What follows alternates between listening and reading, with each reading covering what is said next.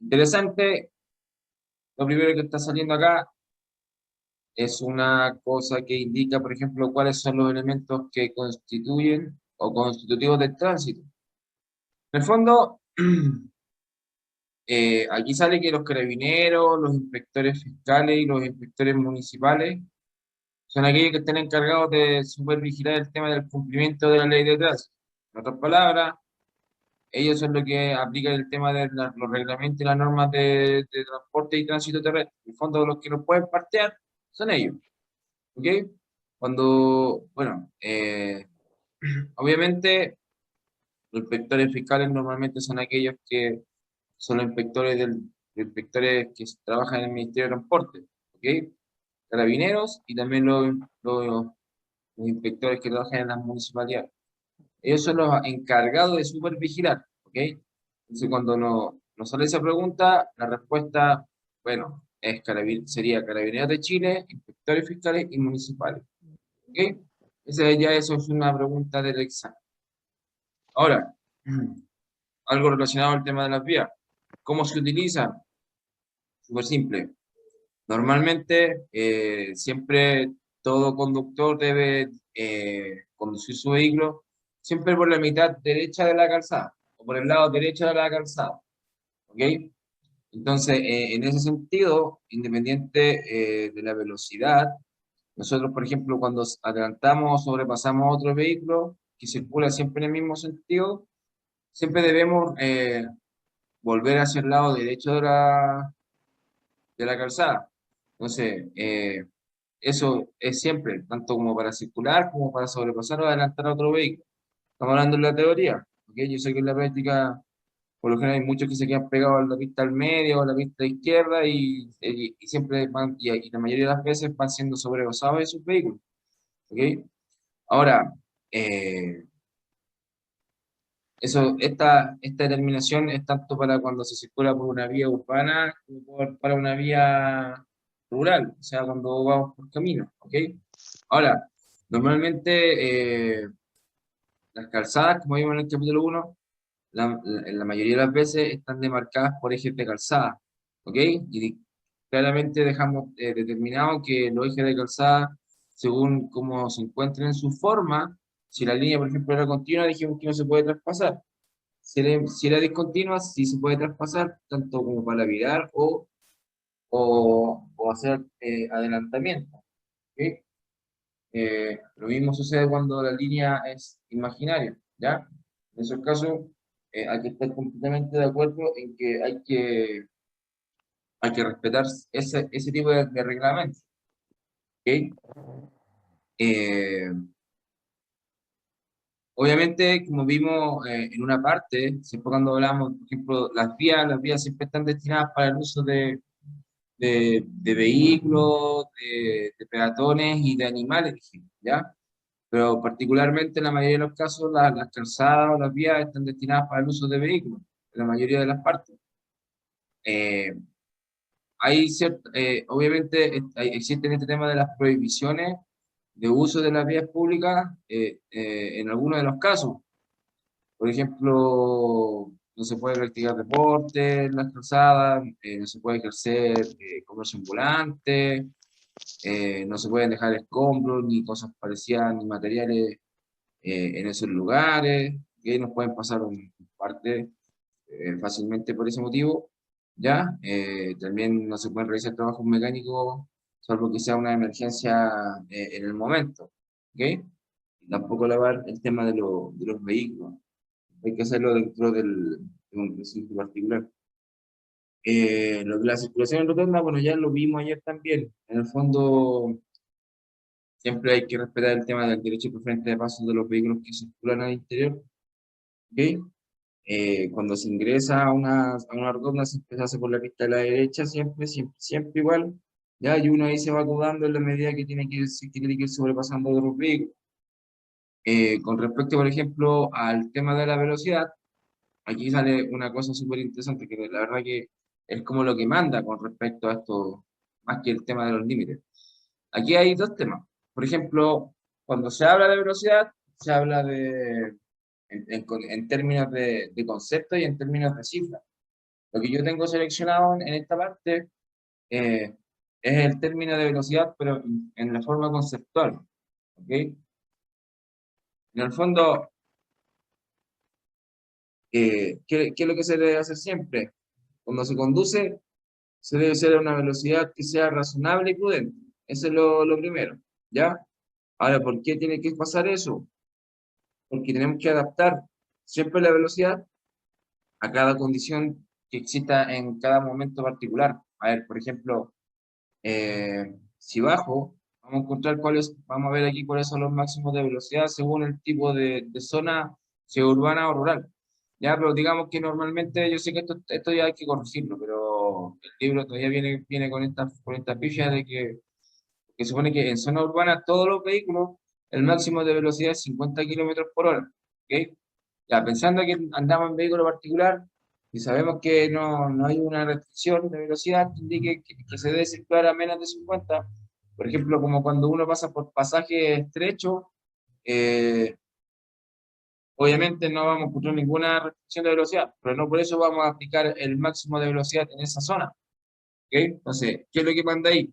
Normalmente, nosotros siempre tenemos que utilizar una velocidad que sea razonable y prudente, ¿ya? Porque en ese caso, ahí tenemos que adaptarnos a esa situación en específico. ¿Por qué? Porque, digamos, hagamos un ejemplo. Cuando circulamos por un pasaje, eh, ahí no hay veredas ni esas cosas, no hay acera.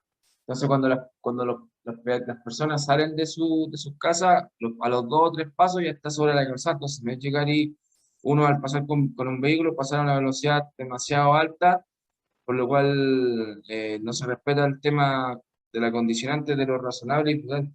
De hecho, siempre es una cosa que destacan carabineros cuando, por ejemplo, empiezan los fines de semana largos o los periodos de vacaciones o hay cambios de turistas. Ellos siempre dicen que uno debe circular a una velocidad razonable y prudente. Lo mismo pasa, por ejemplo, en términos de distancia entre vehículos.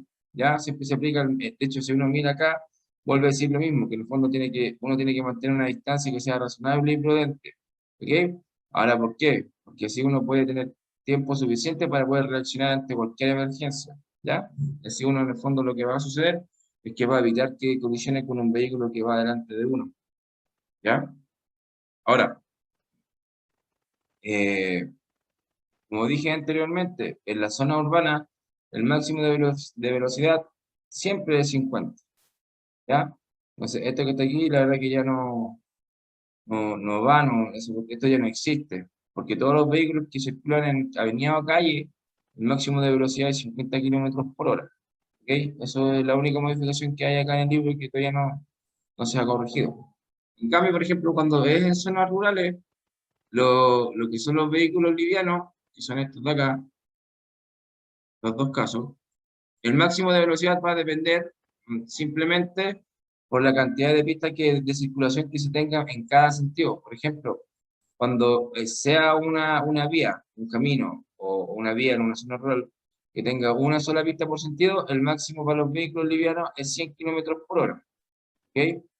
En el caso de que se cuenten con 2 o más pistas por sentido, el máximo puede llegar a ser hasta 120, como lo que pasa en las autopistas. ¿Ok?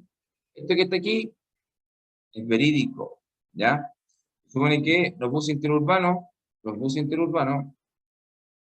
eh, pueden circular a esta velocidad como máximo, siempre y cuando tengan la condición de bus interurbano, ¿ya? Ahí pueden hacerlo a 100 kilómetros por hora. En cambio, todo lo que sean buses regulares, camiones, vehículos de carga y vehículos para transporte escolar, el máximo siempre es 90 kilómetros por hora, independiente del número de pistas con los que se cuente, ¿ya? En el único caso en que va a variar la velocidad para ciertos vehículos es para los vehículos livianos, ¿ya? Eso va a quedar dependiendo simplemente de la velocidad, o sea, de la cantidad de pistas que se encuentren por cada sentido de circulación, ¿ok? También hay otro máximo de velocidad, que por lo general es el que se da el horario de entrada y de salida de los alumnos a los colegios, a las escuelas, ¿ya? En esos lugares, el máximo de velocidad que se debe respetar es hasta 30 kilómetros por hora, ¿ok? Entonces, va por ahí. Eh, Esto que sale en este párrafo prácticamente es como para el que es A3, ¿ya? Pero normalmente, por ejemplo, cuando un vehículo de transporte escolar se detiene para, en el fondo, para tomar o bajar pasajeros para los escolares, siempre tienen que estar con sus luces intermitentes encendidas, ¿ya? O sus luces destellantes, ¿ok? Funcionando en ese momento. Así es la forma. Eh, lo que les decía yo, cambiando del tema de la velocidad a la distancia entre vehículos, lo que más importa acá es que siempre se debe circular a una, o sea, se debe mantener una distancia que sea razonable y prudente, porque eso nos va a permitir reaccionar ante cualquier emergencia y eso nos va a generar que se pueda evitar el tema de las colisiones por alcance al momento de circular. ¿Ok? Ahora, obviamente las cosas que hacen variar la distancia entre vehículos son estos factores comunes, ¿ya? Que es dependiendo de la velocidad, las condiciones de adherencia y de frenado. Bueno, la verdad que cuando se trata de condiciones de adherencia se refiere prácticamente también al tema de las condiciones climáticas, ¿ya? Eso influye mucho, que siempre cuando hay factor de agua o lluvia o cosas en el camino o sobre la calzada o cuando hay hielo, garuga, niebla, todas esas condiciones disminuyen la adherencia de los neumáticos. Y obviamente también va a depender de los neumáticos en sí en el estado en que se encuentren, ¿ya? Eso va a hacer también variar la distancia de frenado en los casos que corresponden y anteriormente citados, ¿ok? Entonces, en el fondo aquí lo que va a mandar es que tenemos que mantener una distancia que sea razonable y prudente, que permita detener el vehículo propio, ¿ya? Ante cualquier emergencia. Esa es la idea, ¿ya? Ahora, de las maniobras y las señalizaciones, aquí es un poco relativo, ¿ok?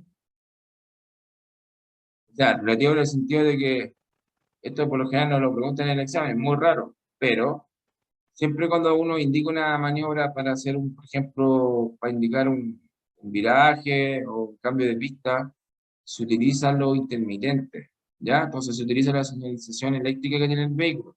Entonces, cuando uno quiere virar a la izquierda, el brazo se tiene que, bueno, el brazo que se ocupa es el brazo izquierdo.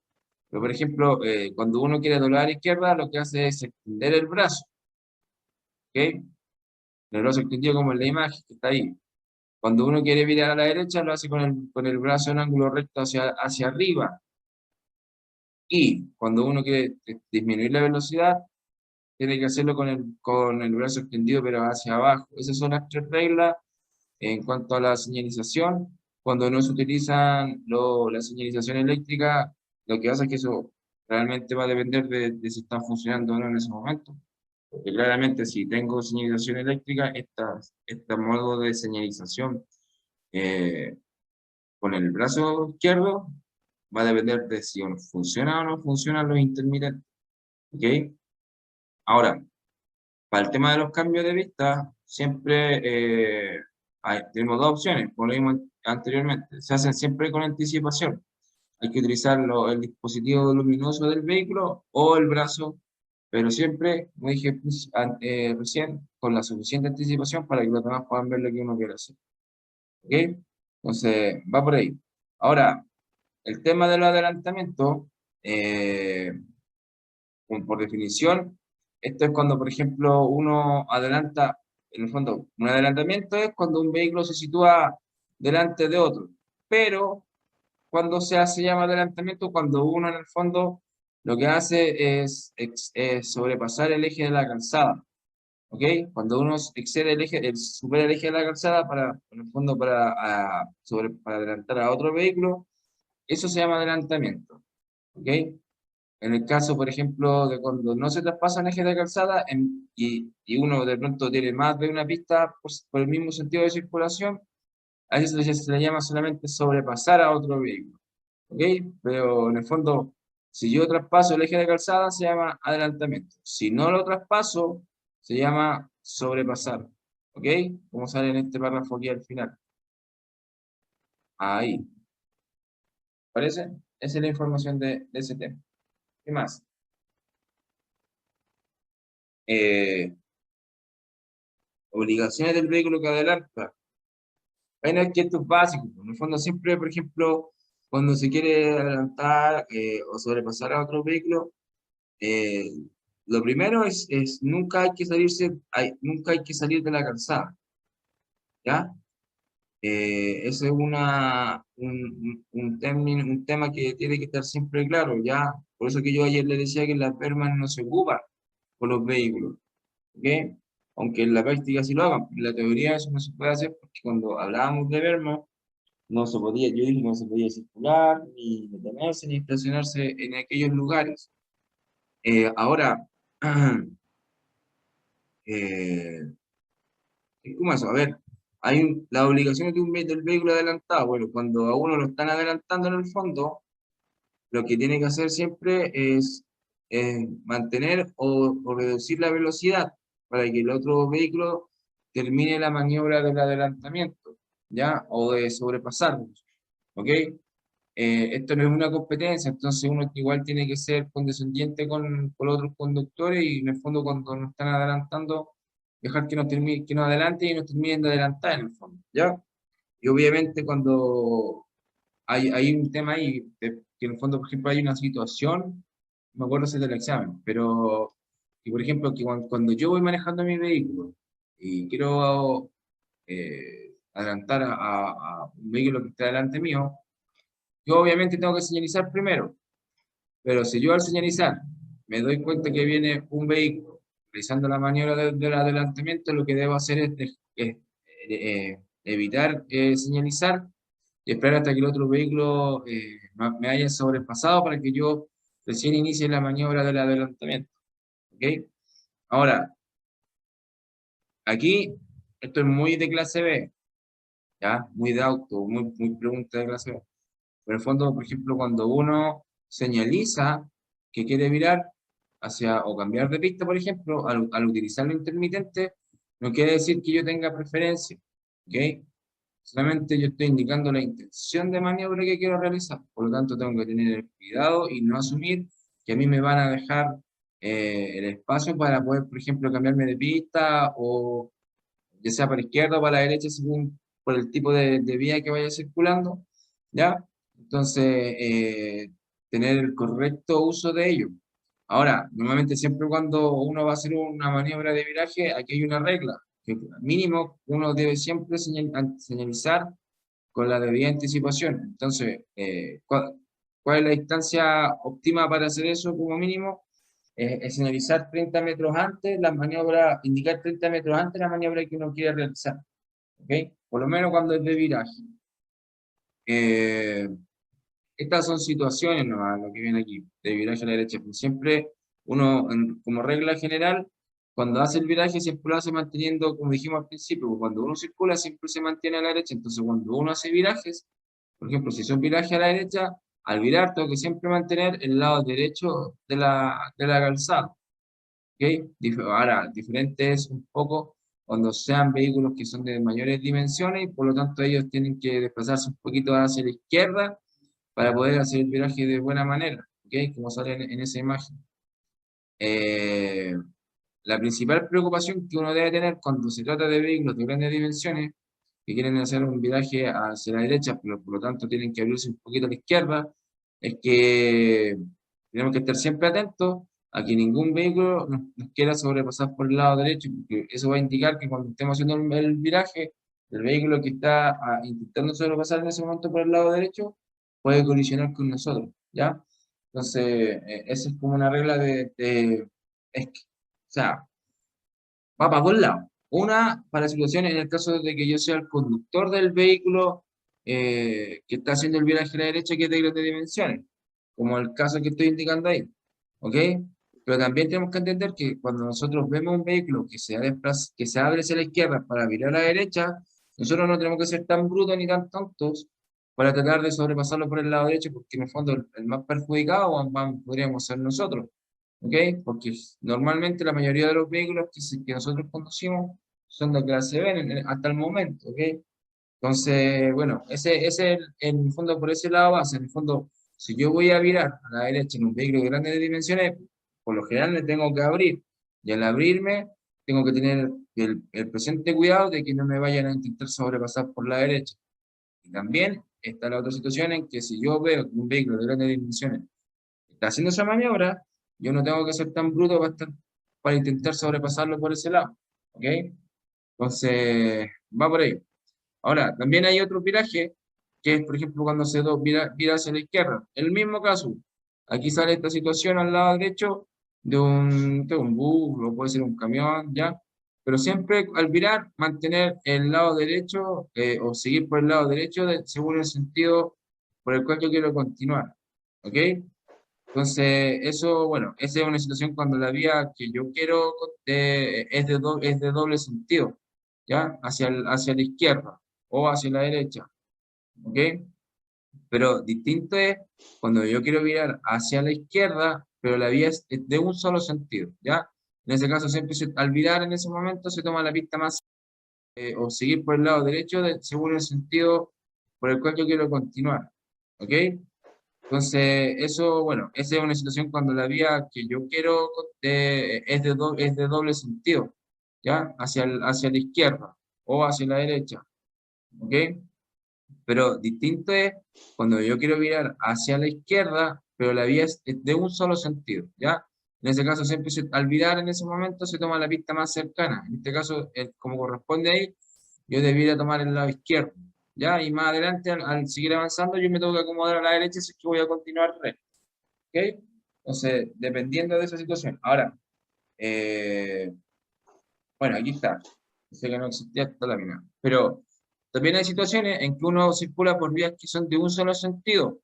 Y cuando uno quiere virar hacia la izquierda, y la pista, como dice acá, es de doble sentido, como en esta situación, yo primero, antes de virar a la izquierda, en una vía de un solo sentido, tengo que estar al lado izquierdo, primero, ¿ya? Como sale ahí, que el fondo del bus se acomoda al lado izquierdo y desde el lado izquierdo realiza la maniobra y continúa. ¿Ok? Bueno, eso yo creo que son como cosas obvias que ustedes debieran manejar perfectamente. Lo de los virajes en U, lo interesante de eso es que aquí sale, por ejemplo, todas las prohibiciones que existen para realizar virajes en U. Normalmente, claro, aquí dice donde la señalización lo prohíbe. Hay otros lugares que también están prohibidos hacer viraje en U, en donde hay intersecciones de calles y caminos. Y esto también es una de las cosas que me gusta mencionar, que siempre, por ejemplo, lo vamos a hacer así, donde hay curvas, cimas, gradientes, cruces ferroviarios, viaductos, túneles, puentes, en esos lugares también está estrictamente hacer viraje en U, y también a menos de 200 metros de todo lo que yo mencioné anteriormente, ¿ok? Entonces, estos son los lugares donde no se pueden hacer virajes en U cuando estos en el fondo son cosas que son naturales de la ley de tránsito, ¿ya? Y también recordar, por lo que yo les mencionaba, en un momento estábamos hablando siempre del eje de la calzada. Para poder, en el fondo, también yo no puedo hacer viraje en U donde el eje de la calzada sea continuo, ¿ok? También debería haber estado anotado en este punto, pero como ya se entiende que por defecto cuando el eje de calzada es continuo, yo dije que no se puede traspasar para ningún tipo de motivo, o sea, en este caso ni para adelantar, ni para virar izquierda, ni tampoco para hacer viraje en U, ¿ok? Ahora, después habla acá sobre el tema de detención y estacionamiento. A ver, hay una diferencia técnica para saber si uno se detiene o se estaciona, ¿ya? Pero normalmente, por ejemplo, cuando uno se detiene es cuando uno inmoviliza el vehículo, ¿ok? Lo para o lo inmoviliza porque en el fondo existe algún tipo de dispositivo que nos obliga a eso. Por ejemplo, que nos dé el rojo de un semáforo, que un peatón quiera cruzar en un paso de peatón, donde hay un pare, o de pronto si hay algún funcionario encargado de regular el tránsito, como los carabineros o de pronto algún inspector municipal, si estuviera por ahí, ¿ya? Entonces, en el fondo, eh, esa es una forma de detención, cuando algún dispositivo nos obliga a inmovilizar el vehículo, pero también hay otra, que es la de, por ejemplo, cuando uno quiere tomar o dejar pasajeros. Eso también se llama detención, ¿ok? Pero cuando uno se estaciona, en el fondo, en la medida que uno exceda el tiempo, por ejemplo, cuando el tiempo es mayor al necesario para dejar o recibir pasajeros, eso también se llama estacionarse. ¿Ok? Eso inmediatamente se llama estacionarse, porque hay algunos que creen que porque están en el vehículo con las luces de estacionamiento, o sea, en el fondo está dentro del auto con el motor andando y se detiene, pero que si de pronto usted no va a tomar ni dejar pasajeros, o puede ser que haya excedido ese tiempo en que uno utiliza eh, para poder dejarlos o recibir a aquellas personas, se les conoce con el nombre igual de estacionarse. Entonces uno ahí en ese caso, cuando un inspector, un fiscal, municipal o carabinero le quiere usar el parte, se lo puede pasar perfectamente. ¿Ok? Porque al utilizar un tiempo en la detención que sea mayor al de tomar o bajar pasajeros, eso simplemente se llama estacionamiento. ¿Ok? Entonces, va por ahí. Ahora, igual hay unas reglas que la mayoría deberíamos conocer, ¿ok? Pero siempre, por ejemplo, cuando uno se estaciona, lo hace al lado derecho según el sentido de circulación, ¿ok? Siempre al lado derecho según el sentido de circulación es el lugar donde uno se tiene que estacionar. Obviamente lo más cerca de la cuneta. Ahora, cuando los vehículos se estacionan, por lo general, y lo hacen en la mayoría de los casos, en forma paralela a la vía. Ahora, las ruedas tienen que estar a menos de 30 centímetros de la cuneta derecha, ¿ok? Así debe ser la forma de estacionar cuando lo hacemos en forma paralela, ¿ok? Eh, en otros casos, por ejemplo, cuando se estacionan entre vehículos, el espacio que se deja por delante y por detrás son 60 centímetros, ¿ya? Entre los vehículos que están estacionados. Ese es el espacio que debe primar en esos casos para que en el fondo los vehículos puedan salir al estacionarse. ¿Ok? Eh, Aquí, por lo general, también sale, me parece que sale alguna pregunta, pero a ver, siempre, por ejemplo, cuando uno se estaciona en pendiente, en bajada, las ruedas siempre deben quedar giradas hacia la cuneta, como ya hacia la cuneta o giradas hacia la acera, por decirlo así, ¿ya? Ya sea en bajada o sea en subida, ¿ok? Entonces, eso es más que nada, tiene que ver con en qué posición debería yo dejarlo el tema de la dirección. Ahora, ¿por qué no se dejan en línea que las ruedas mirando hacia abajo o hacia arriba según el mismo sentido?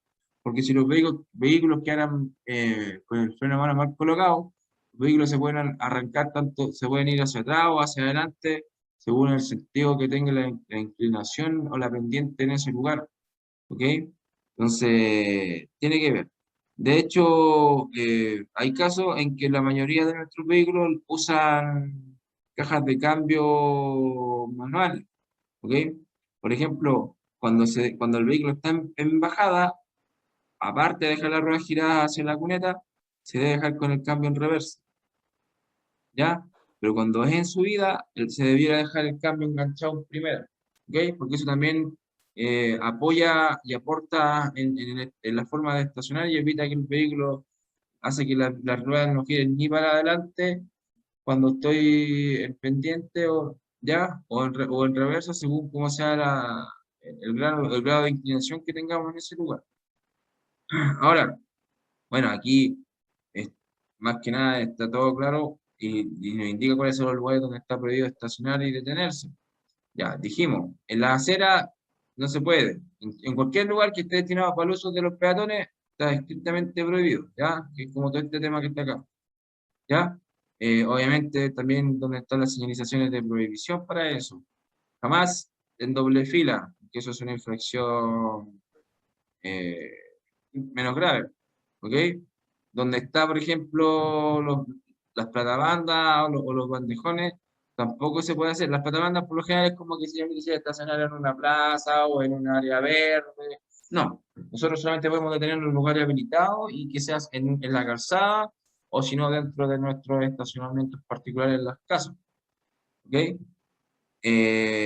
También, por ejemplo, lo que vimos de los puentes, los túneles, los pasos a bajo nivel, los cruces, intersecciones, donde hay pendientes, donde hay curvas, en esos lugares tampoco se puede, ni a menos de 200 metros de aquella zona, ¿vale? Ahora, ¿dónde está específicamente el tema de la prohibición para estacionar? Tenemos que estar a más de 5 metros de un grifo, tenemos que estar a más de 10 metros de una entrada de un cuartel de bomberos, ya, o de hospitales, o lugares de centros de salud, ¿ok? Tenemos que estar a más de 20 metros de un cruce de ferrocarriles o de trenes, a más de 10, no tenemos que estar a más de 10 metros de una esquina, a más de 20 metros de una señal de tránsito vertical. En el fondo, por ejemplo, esta pregunta, no sé si te salía en la clase B, pero nosotros no podemos estar estacionados a menos de 20 metros de un paradero o una parada de vehículos de locomoción colectiva. ¿Ya? En el fondo, donde está la señal vertical del letrero que indica la parada, hay que estar a más de 20 metros de ese lugar. ¿Ok?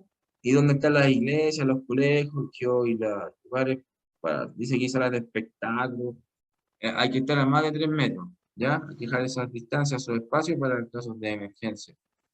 Eh, También hay que estar, por ejemplo, a más de 10 metros de señales pares, al paso, señales de escuela, de puente, a más de 15 metros de entradas principales, por ejemplo, de lugares donde están los militares, recintos militares, policiales o de gendarmería. ¿Ok?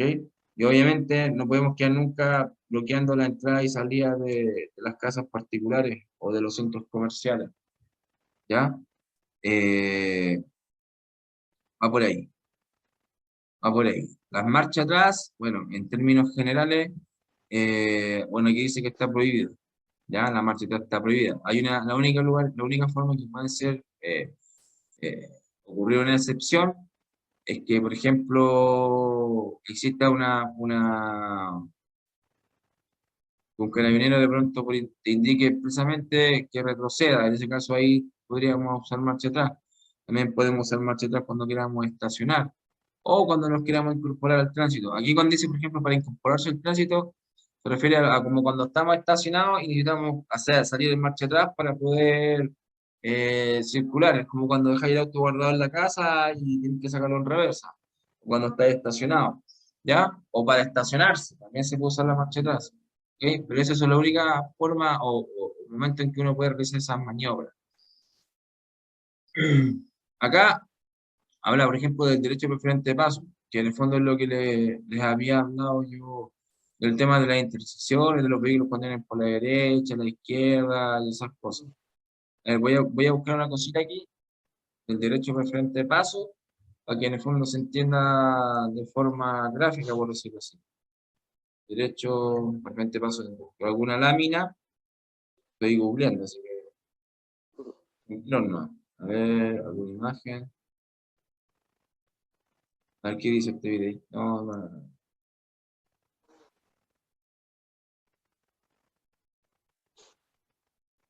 A ver, ya, aquí hay una situación.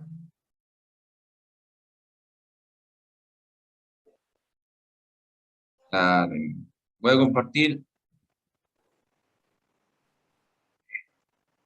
Ya, aquí hay unas situaciones. Por ejemplo, vamos a ocupar esto que está aquí al lado derecho. Esto de acá. ¿Ya? ¿Qué sucede? Digamos que vamos a poner este ejemplo, solo con dos vehículos. Sale aquí un autosol y una motocicleta. ¿Ok?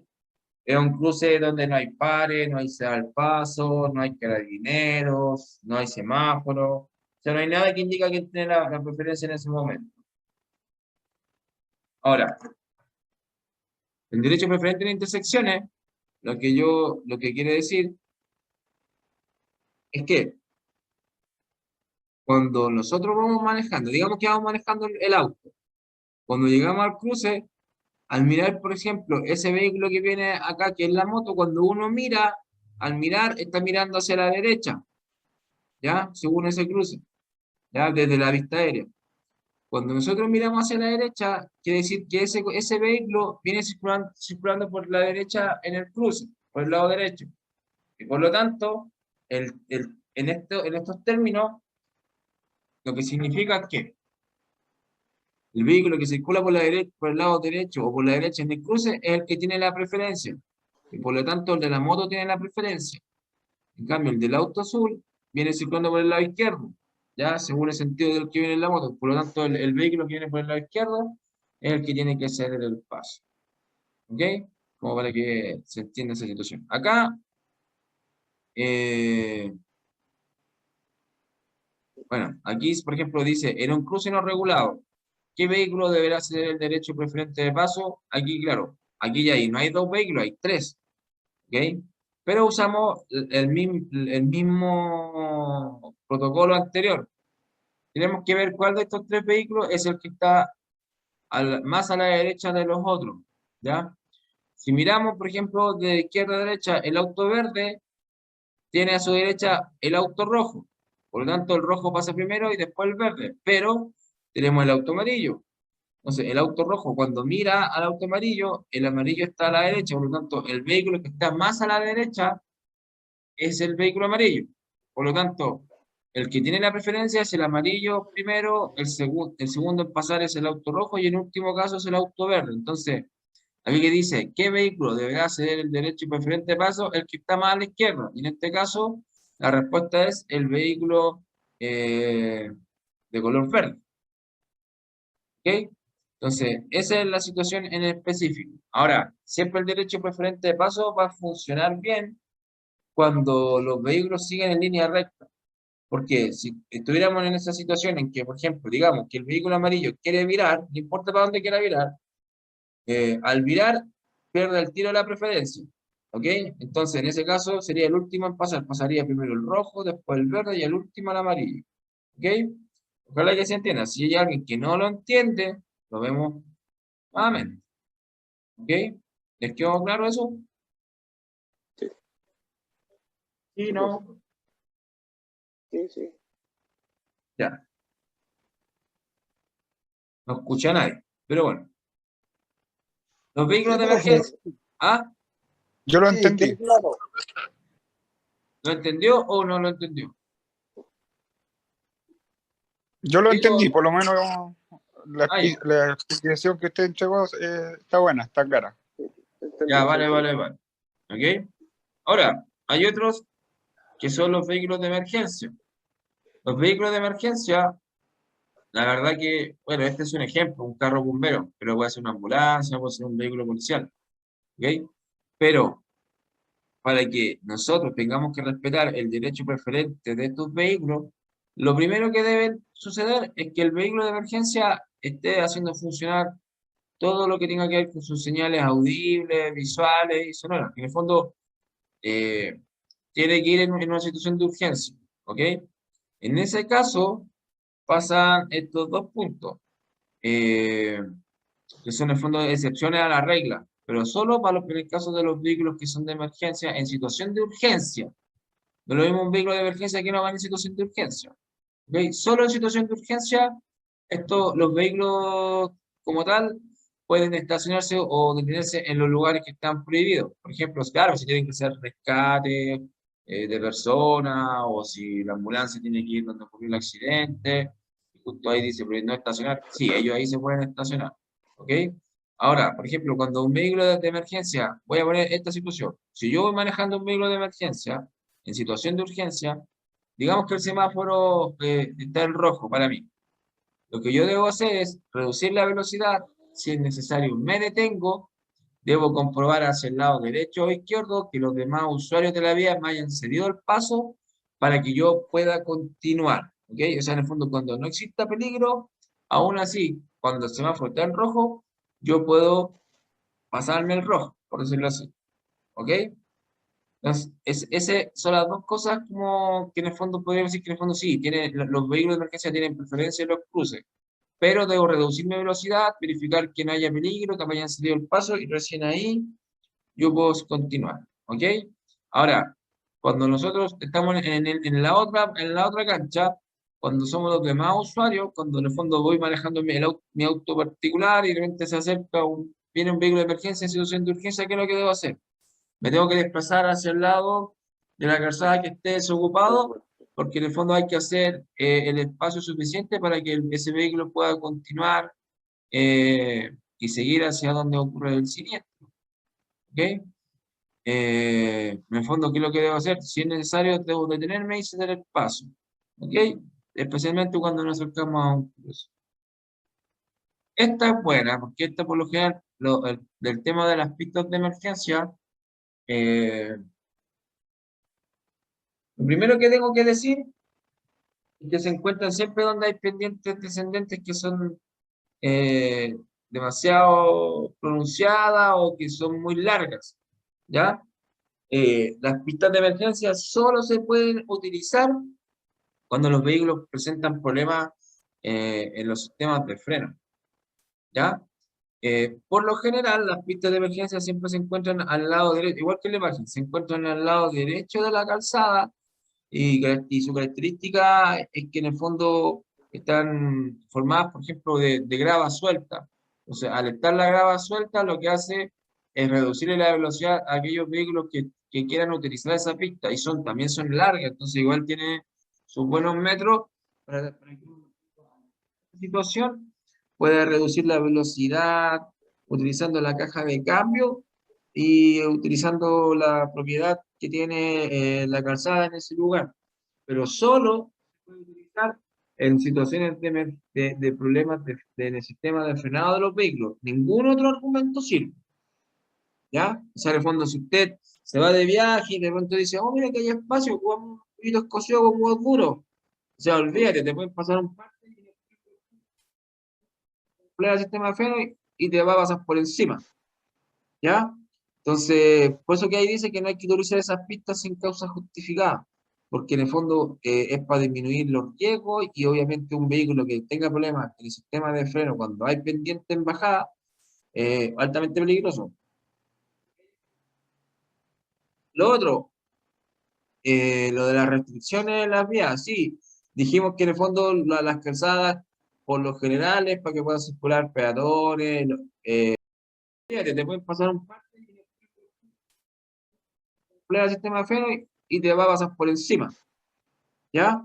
Entonces, por eso que ahí dice que no hay que utilizar esas pistas sin causa justificada, porque en el fondo es para disminuir los riesgos y obviamente un vehículo que tenga problemas en el sistema de freno cuando hay pendiente en bajada, altamente peligroso. Lo otro, lo de las restricciones en las vías, sí, dijimos que en el fondo las calzadas, por lo general, es para que puedan circular peatones, vehículos y animales. Pero también se pueden ocurrir que existan situaciones en que existan restricciones. Por ejemplo, como cuando se hacen trabajos en las vías, colocan los conos, cuando de pronto quieren limitar el uso de la vía, ¿ok? En esos casos sí puede hacer, pero siempre tiene que haber, esas medidas las tienen que adoptar carabineros de Chile o de pronto puede ser que los servicios de emergencia, especialmente Ahí se me va la mezcla. en la vía, ¿ya? Entonces, va por ahí, ¿ok? Entonces, por ejemplo, si yo, fíjense en la cruz del mouse que estoy marcando aquí, ¿ya? Ahí está la flecha. Si digamos que yo vengo con mi vehículo acá, pero hace que hay una situación en el examen que tiene que ver con una imagen especial. Me dicen que yo voy circulando por aquí, por este lado, por el lado derecho de los conos, por decirlo así, ¿ya? La pregunta es, ¿puedo circular por el lado izquierdo de los conos? Y la respuesta es que no, porque si están los conos puestos ahí, es porque en el fondo existe una restricción. Y si yo miro la situación, estos vehículos están estacionados, ¿ok? Pero obviamente me van a poner una imagen parecida a esta, pero sin vehículos al lado izquierdo. Y me van a preguntar, ¿puedo circular por el lado izquierdo? La respuesta es que no, ¿ya? Porque en el fondo está limitada la circulación. Solo al lado derecho de aquellos conos de tránsito. Eso. Y esta también, particularmente pregunta muy común para los A4. ¿Qué son los vehículos hechizos? Y los vehículos hechizos en el fondo simplemente son aquellos vehículos que son armados en el país comparte y empieza a usar. Tal cual, así es la respuesta, porque no hay más que eso. ¿Ok? Y obviamente los vehículos hechizos, en su mayoría, no, tienen prohibiciones de circulación, principalmente para aquellas carreras que son de alta intensidad o de cierta intensidad de tránsito. Aquí se menciona, por ejemplo, la Ruta 5, la 68, la 148, entre algunas. ¿Ok? Pero en el fondo, los vehículos hechizos hay que saber que por definición, porque pregunta el examen, son vehículos armados en el país con parte o pieza usadas. ¿Ok? Y que además tienen prohibida la circulación en las principales carreteras del país. Tal cual. ¿Ok? Ya, de esto no voy a hablar nada porque lo de los peatones, eso en el fondo, y nos preguntan. ¿Ok?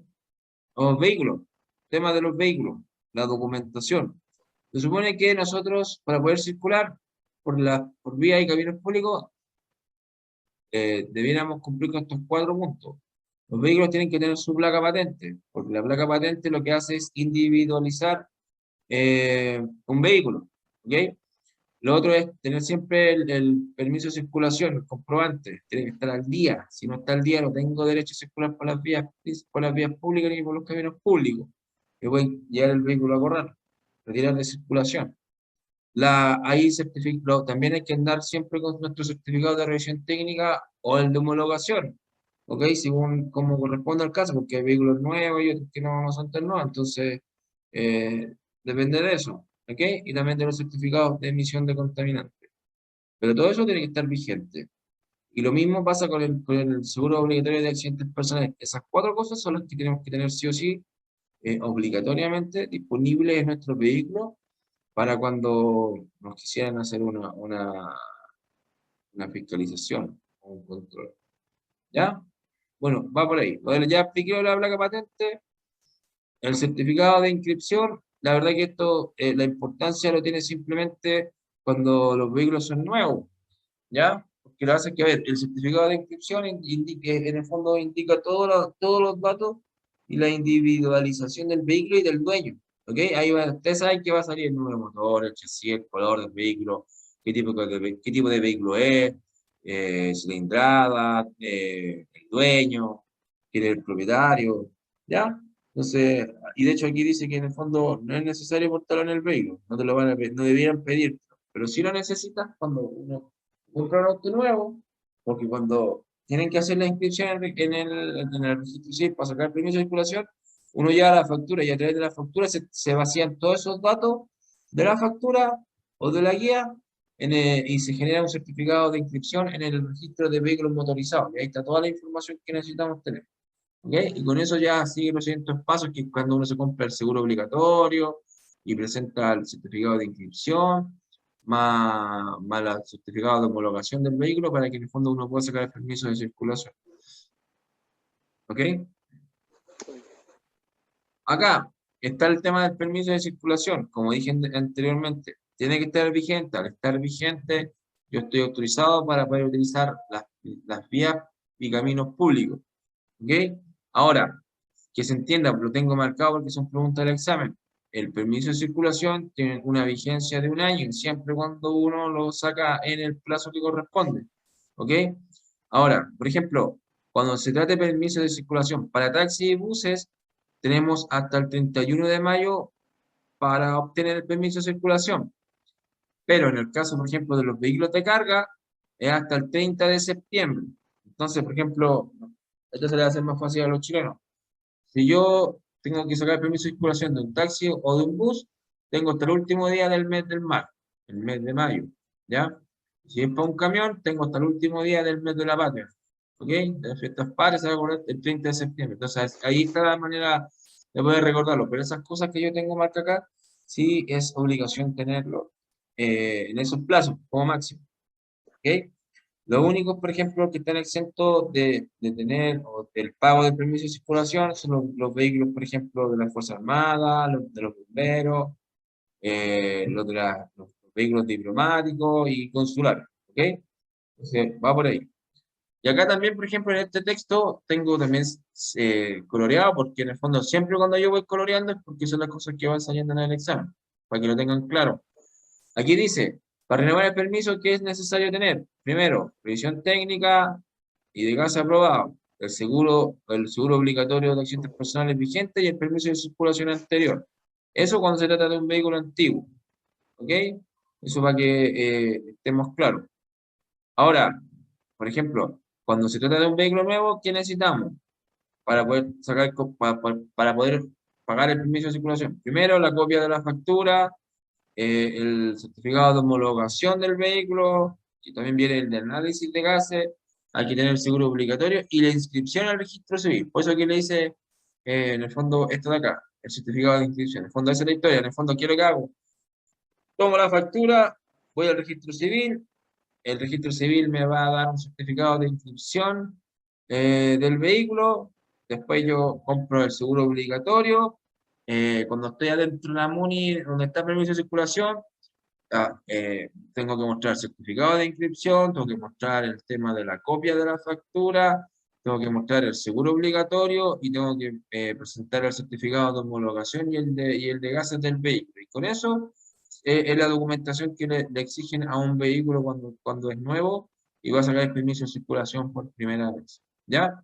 Lo que no hay que confundir es el tema del seguro de daño a terceros, porque el seguro de daño a terceros no es obligatorio y eso es por lo general es para cubrir daños de los vehículos o de la infraestructura vial, ya.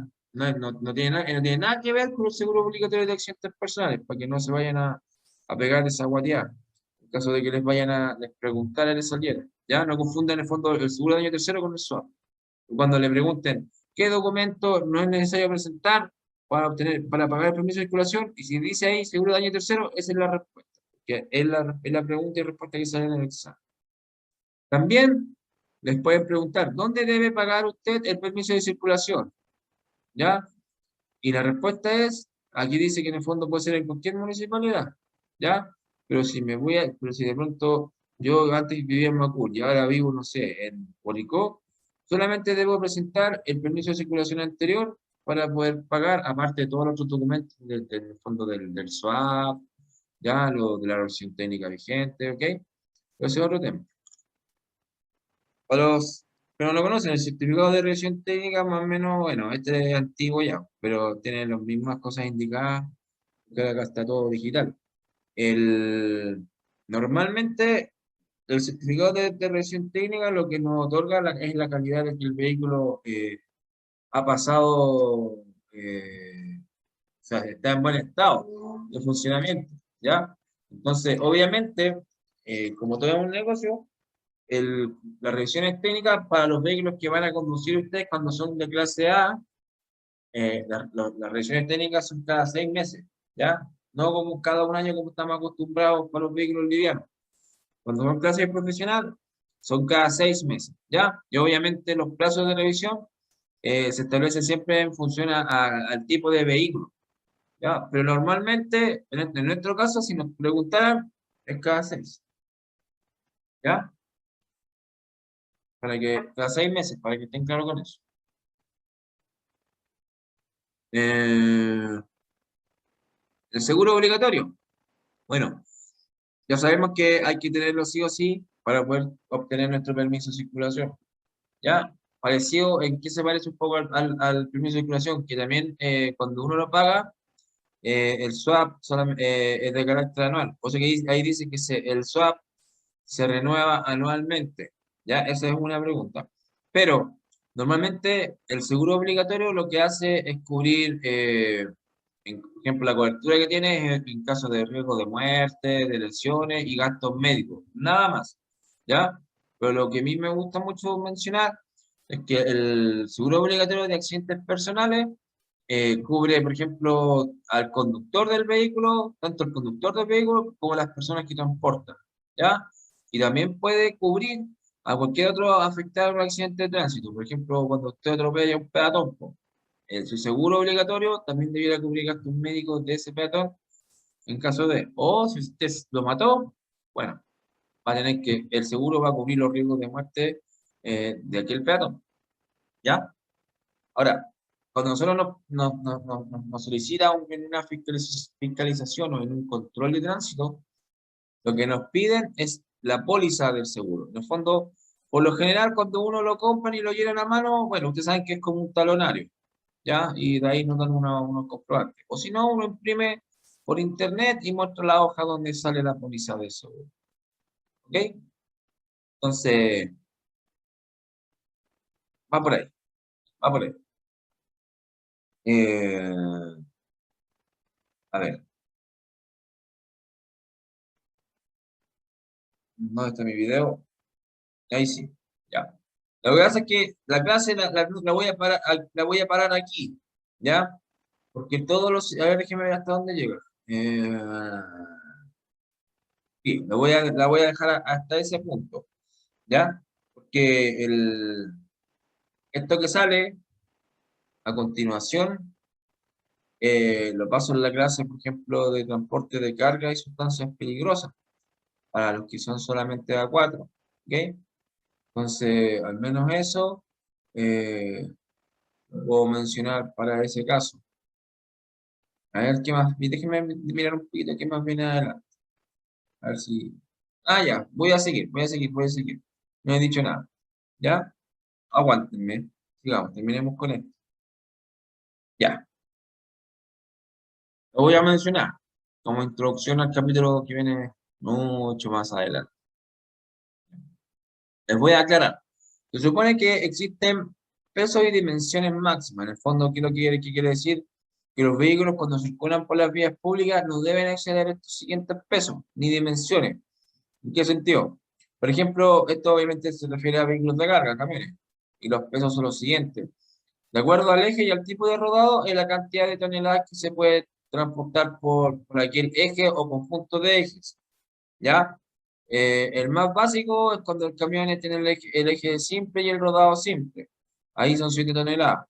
Después, si es simple con rodado doble, 11. Si es eje doble con rodado simple, 14. ¿Ya? Y eso va aumentando. Lo normal es que lleguemos hasta este punto con los vehículos que son clase A4. ¿Ya? Hasta aquí. Hasta ahí. De ahí para adelante son camiones de categoría 5. Pero la que de aquí sale en el examen cuando le preguntan si el vehículo de carga es de eje doble y rodado simple, ¿cuántas toneladas máximas? La respuesta son 14 toneladas. ¿Ok? Entonces, eso es lo que en el fondo uno tiene que saber en este caso, que máximo 14 toneladas para el examen. ¿Ya? Ahora, si yo trabajo en una empresa de camiones y que me van cambiando de camión a cada rato, bueno, este en el fondo es una información que uno debe tener ahí a mano para saber claramente cuáles son las toneladas máximas que puede transportar de acuerdo al eje o conjunto de eje del determinado camión. ¿Ok? Ahora, aquí dice algo del peso bruto total, pero me voy a pegar una adelantada. Un tema de dimensiones. Por ejemplo, eh, aquí dice, los camiones, hay una pregunta que dice, ¿cuál es el largo máximo admisible de un camión? El largo máximo admisible de un camión son 11 metros. ¿Ya? Eh, Volviendo a lo anterior, el peso bruto total de un vehículo se determina por el tema de la distancia entre los centros de ruedas extremas. En otro caso, si aumento la imagen, ¿eh? Ahí, ahí se ve que la distancia para marcar el peso bruto total de un camión es por la distancia entre los centros de ruedas extremas. ¿Ya? Yo les mostré que el largo máximo admisible de un camión son 11 metros. Al ser de 11 metros, nosotros nos pasamos de... ¿Ya? El peso bruto total de ese camión es hasta 39 toneladas en total. ¿Ya? Ahora, la pregunta es de carácter general. Si le preguntan cuál es el peso bruto total máximo, como te preguntan cuál es el peso bruto total máximo, es porque te están pidiendo esta respuesta. ¿Ya? Eh, 45 toneladas. Pero nosotros, por lo general, no es más allá de 39 toneladas el peso bruto total. ¿Ok? Continuando. Si existen reglas para el tema de los pesos y dimensiones, tiene que haber alguien que los controle. ¿Ya? Y el que controla, por ejemplo, el tema de los pesos es el Ministerio de Obras Públicas, el MOP, como le llamamos nosotros, ¿ya? Y obviamente los pesos se controlan en las plazas de pesaje, ¿ya? Y donde en este caso siempre el control es obligatorio. El MOP es el que controla o el que fiscaliza que se cumpla con el tema de los pesos en las vías públicas, ¿Ok? De las dimensiones, bueno, esto también, para el que A4 tienen que sabérselo de memoria. Si te preguntan cuál es el ancho máximo admisible de un camión, la respuesta es 2 metros 60. ¿Ya? Si le preguntan cuál es el alto máximo de un camión con o sin carga, esto es como para camiones de carácter general, o sea, los camiones comunes, es hasta 4 metros 20. Pero si se tratara, por ejemplo, de camiones que transportan automóviles, como en esta imagen, ¿ya? El alto máximo son 4 metros 30. ¿Ok? A eso se refiere, por eso que dice que son en el fondo para los camiones, remolques y semirremolques especiales para el transporte de automóviles, en ese caso es 4 metros 30. Y esto tienen que ir de memoria porque siempre puede que caiga algo de estas preguntas, ¿ya? Y sobre el tema del largo máximo, yo dije, el largo máximo admisible de un camión son 11 metros. Y en el caso de un bus son 13 metros 20 y en un bus articulado 18 metros. Eso es parque A3. ¿Ok? Más que eso no les van a preguntar, porque esto ya todo es categoría clase A5. Y de lo que está aquí, pero yo sé, siempre aparece, siempre aparece. Por ejemplo, hay situaciones en que nosotros tenemos que sobrepasar los pesos y las dimensiones máximas, ¿ya? Y debemos buscar una autorización para poder realizar el transporte. ¿A quién debemos recurrir? Hay una organización que se llama la Dirección de Vialidad. La Dirección de Vialidad, en el fondo, es la que autoriza que los vehículos puedan transportar con excesos de peso y de dimensiones, ¿ya? Pero cuando uno tiene la autorización de la Dirección de Vialidad, lo que hace es comunicar en hecho oportunamente a Carabineros de Chile, porque ellos en el fondo lo que hacen después el trabajo de escolta en la vía cuando nosotros de pronto necesitamos que nos ayuden en la circulación. Claro, igual la ayuda no es gratis, pero se suele dar. ¿Ok?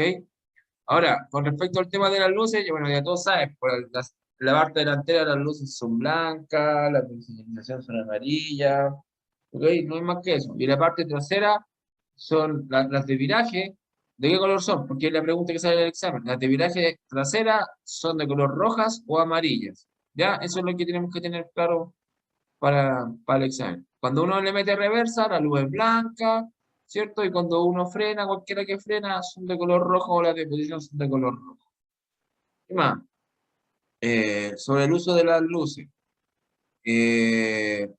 Las luces son reglamentarias. ¿Desde qué momento utilizar? Desde media hora después de la puesta de sol hasta media hora antes de su salida. Ya, en el fondo, desde que comienza la puesta del sol hasta que aparece el sol, por decirlo así. En el fondo, te estoy diciendo, desde que está la puesta del sol y la noche, la oscuridad, las luces son de uso obligatorio. También son de uso obligatorio cuando existen condiciones de conducción adversa, cuando hay niebla, lluvia, nieve, esas cosas, también es obligatorio encender luces. Tanto así también como cuando se circula por autopista o vías interurbanas. ¿Ok? Autovía también. ¿Ok? Eh, aquí, el uso de las luces. Las luces bajas se tienen que utilizar obligatoriamente solo las luces bajas son las que se pueden usar en las vías urbanas. ¿Ya? Las luces altas se pueden utilizar solo donde hay caminos y vías rurales. No existe otro punto. ¿Ya? Cuando se circule, por ejemplo, acá dice con luces altas y dos vehículos se van a acercar en sentido contrario, deben bajar sus luces. ¿Ya? Cuando estén a una distancia prudente. Por lo general, cuando ya se encuentran mínimo a 200 metros de distancia. ¿Ya? Por eso que yo en la primera clase de ayer le urbana. ¿Ya? Las luces altas se pueden utilizar solo donde hay caminos y vías rurales. No existe otro punto. ¿Ya? Cuando se circule, por ejemplo, acá dice con luces altas y dos vehículos se van a acercar en sentido contrario, deben bajar sus luces. ¿Ya? Cuando estén a una distancia prudente. Por lo general, cuando ya se encuentran mínimo a 200 metros de distancia. Ya, por eso que yo en la primera clase de ayer le hablé de luces altas, luces bajas, y más o menos cuál es la distancia que alumbran cada una. ¿Ya? Entonces, para evitar que encandilen, siempre utilizar luces bajas. Eso está más que obvio. ¿Ok? En esta situación de encadenamiento, o sea, de utilización de las luces, bueno, lo que pasa aquí en esta primera imagen es que dice que el vehículo rojo va con luces altas y el 2, bueno, también va con luces altas, ¿ya? Pero cuando el auto rojo se acerca, tiene que utilizar luces bajas cuando quiere hacer el adelantamiento y también, obviamente, tiene que usar luces bajas para no encandelar al vehículo que está delante. Y el vehículo azul utiliza luces bajas cuando el vehículo rojo aparece a su izquierda. Entonces, esta imagen aparece como pregunta sin la secuencia. Sale la pregunta, en el fondo dice que un vehículo, que usted va conduciendo con sus luces altas y un vehículo lo quiere adelantar. ¿En qué momento debo yo utilizar las luces bajas para no encandilar al vehículo que me está adelantando? Igual que en la imagen 3. Cuando el vehículo aparece a mi izquierda, es cuando yo debo utilizar luces bajas. Tan simple como eso. ¿Ya? Y el uso, por ejemplo, de la luz en una curva, bueno, siempre se debe circular con las luces bajas en las curvas. ¿Ya? Especialmente aquellos vehículos que vienen tomando la curva por el lado cerrado. ¿Ok? Entonces, por ahí. Y acá dice señales sonoras. El uso de las señales sonoras, en el fondo, ¿a qué se refiere? ¿Al uso de la bocina o al uso del sonido de los vehículos de emergencia? ¿Ya? Por ejemplo, los vehículos de emergencia deben utilizarlo cuando van solo en servicios de carácter urgente. Y nosotros, los demás vehículos, debemos utilizar, por ejemplo, digamos así, la bocina, estrictamente cuando sea necesario para prevenir un accidente, como para avisar. ¿Ok? Y aquí yo lo tengo súper marcado. Y hay una pregunta que dice, por ejemplo, aquí, ya, leamos primero lo que dice, que no puede usarse el aparato sonoro de un vehículo en el interior de un túnel o al entrar o al salir de él. Me están diciendo que no puedo utilizar ningún aparato sonoro ni antes, ni durante, ni después de un túnel. Y aquí no está haciendo ninguna excepción. ¿Ya? Y hay una pregunta que dice, ¿los vehículos de emergencia pueden hacer funcionar su aparato sonoro en un túnel? Y la respuesta, según esto, es no, porque la ley lo prohíbe. O sea, aunque vaya en situación de urgencia, no pueden hacer funcionar eh, eh, las señales sonoras, aunque vaya en servicio de urgencia. ¿Ok? Y recordándome, por ejemplo, antes estábamos viendo los máximos de velocidad, y los máximos de velocidad es para todos los vehículos. Entonces, por ejemplo, también hay una pregunta, dice, ¿una ambulancia puede circular a mayor velocidad eh, o sea, puede exceder el máximo de velocidad en una vía? Y la respuesta es no. Aunque vaya en situación de urgencia, no, porque la ley no dice nada en referencia a eso. ¿Ok? Entonces, si yo manejo una ambulancia, si el máximo es 50, yo debería circular a 50. Estoy diciendo la teoría para responder bien en el examen. ¿Ok? Para que se entienda. ¿Estamos? Y aparte de eso, ya terminando, los vehículos tienen elementos que son obligatorios, ¿ya? De los cuales tienen que estar siempre provistos para que en el fondo no les vayan a cursar algún tipo de infracción, ¿ya? Ahora, ¿cuáles son aquellos? Primero, los vidrios deben tener perfecta visibilidad, por lo tanto, los vidrios cuando están polarizados o son oscuros y no cumplen con la regla, no cumplen con los elementos obligatorios, ¿ya? Que están expresamente autorizados. Eh, el limpio parabrisas tiene que estar y tiene que funcionar, tienen que estar todos los espejos, el panel de instrumentos debe funcionar, especialmente el tema del velocímetro. Nosotros no podemos modificar el tema de los parachoques eh, en cuanto, por ejemplo, al ancho de un vehículo. ¿Ok? Debemos cumplir con el tema del extintor de incendio, que debe estar siempre disponible en un vehículo y obviamente no debe estar vencido, porque si no, es como no tener un extintor y nos pueden cursar la infracción. Hay que tener dispositivos para el caso de emergencia. En el caso del dispositivo es el triángulo. ¿Ya? El triángulo que uno coloca cuando está bloqueando el tránsito por de pronto estar en pana, por decirlo así, o cuando cambias ruedas. ¿Vale? Y la rueda de repuesto siempre tiene que estar en buen estado. Y debemos tener todos los elementos que se requieren para que podamos hacer el cambio de rueda cuando lo necesitemos. ¿Ya? En el fondo, por ejemplo, si me quieren pasar un carabinero me dice, muéstrame una rueda de repuesto, y usted se la muestra y está pinchada, a usted le va a pasar un parte porque la rueda de repuesto no está en buen estado. ¿Ya? O sea, no le cumple la función, no va a poder cambiarla y va a quedar bloqueando el tránsito. Entonces, en el fondo lo que nos están diciendo es que tenga todo bien, porque que esté en buen estado y que tenga todas sus herramientas para poder cambiarlo. ¿Ok? Y una pregunta del examen, que es lo que tengo marcado aquí en rosa, dice que hay que tener un botiquín que tenga todos los elementos de primer auxilio. ¿Ya? Hay que tener 2 cuñas de seguridad. Dice que son dos. Estamos hablando de lo que es obligatorio, 2 cuñas de seguridad. Y esas son las que se colocan en las ruedas cuando uno quiere inmovilizar el vehículo. ¿Ok? Y eso es tanto para vehículos de carga, como de locomoción colectiva y también como para el transporte de escolar. Pero son dos. ¿Ok? Y tener el cinturón de seguridad en todos los asientos delanteros y otros cuando correspondan. Lo que pasa es que el tema de los cinturones, ¿por qué no dice que sea en todos los asientos? Porque de acuerdo a la ley, según el año del vehículo de fabricación, los vehículos tienen su cantidad de asientos correspondientes.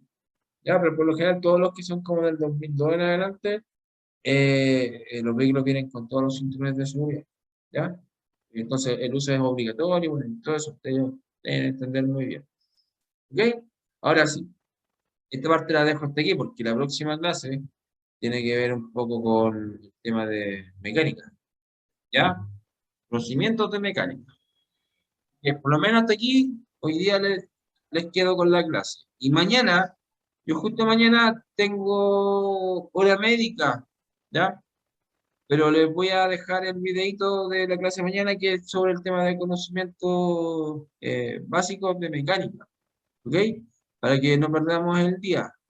Entonces, y después ya nos estaríamos viendo para el día lunes, ¿vale? Así que no sé si alguien habrá quedado con alguna duda, alguna cosa que no le haya quedado clara, no haya entendido, o estamos todos bien. Todo ok, profe. Todo bien. Lo que sí, profe, que si puede enviar la clase estuvo buena, estuvo muy buena. Muy bueno.